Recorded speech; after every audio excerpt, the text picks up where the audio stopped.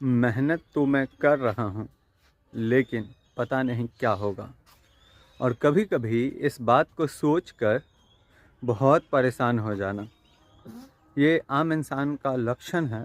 मुझ में भी है, अब बहुत कम है बट है अभी भी। डर होना चाहिए, लेकिन कोई भी चीज़ बहुत ज़्यादा अच्छी नहीं होती है।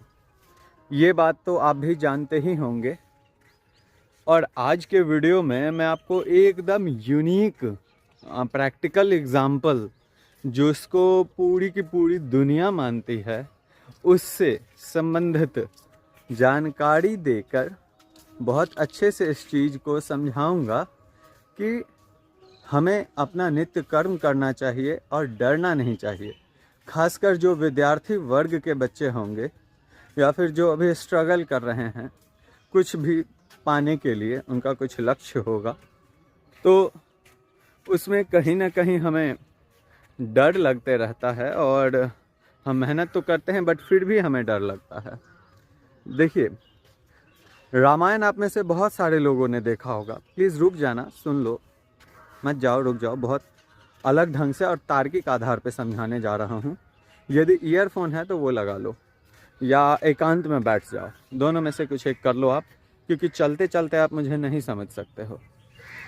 तो रामायण तो हम सब देखते हैं, आपने भी देखा होगा। हो सकता है आप मेरे से सीनियर हों, लेकिन जिस तरीके से मैं आपको समझा रहा हूँ वो एकदम अलग डिफरेंट वे है समझाने का। दोस्तों, रामायण में एक सीन होता है, आपको यदि आपने देखा है तो, नहीं देखा है तो मैं बताता हूँ।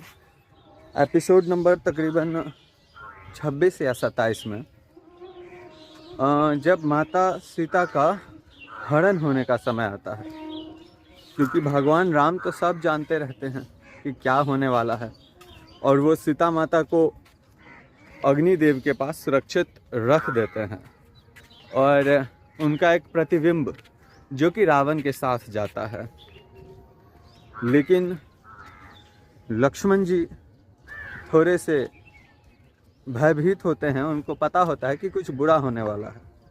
और जब उस स्वर्ण मृग को पकड़ने भगवान जाते हैं तो आपको याद होगा कि तीर लगने के बाद वो भगवान राम के आवाज़ में माता सीता और लक्ष्मण जी को बुलाते हैं, आवाज़ लगाते हैं। लगाता है वो स्वर्ण मृग, वो जो मारीच होता है राक्षस, वो राक्षस मारीच जो है वो भगवान राम के आवाज़ में आवाज़ लगा देता है। माता सीता इससे भयभीत हो जाती हैं और भावनाओं के आवेश में आकर वो लक्ष्मण जी को बेवश कर देती है कि तुम अपने भैया को ढूंढने के लिए जाओ।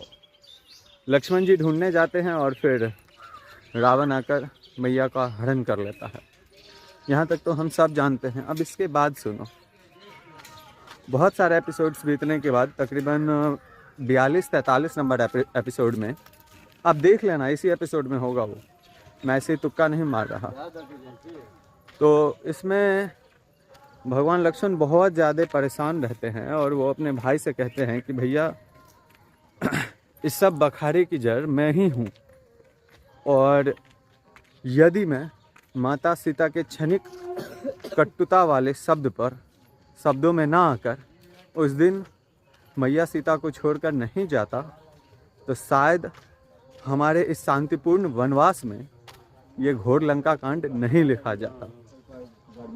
तो इसमें जो प्रभु जवाब देते हैं, मुझको याद है लाइन बाय लाइन, पता नहीं क्यों, और मैं दोहराते रहता हूँ मन ही मन हमेशा कि एग्जैक्ट तो नहीं याद है बट फिर भी मैं आपको बताता हूँ कि लक्ष्मण, भविष्य को जानने के फेरे में क्यों पड़े हो?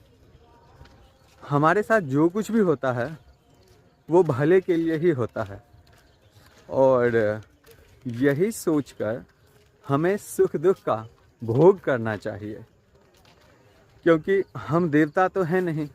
अब मैं अपने तरफ से बता रहा हूँ, हमें कैसे पता चलेगा कि हमारे भविष्य में क्या होने वाला है?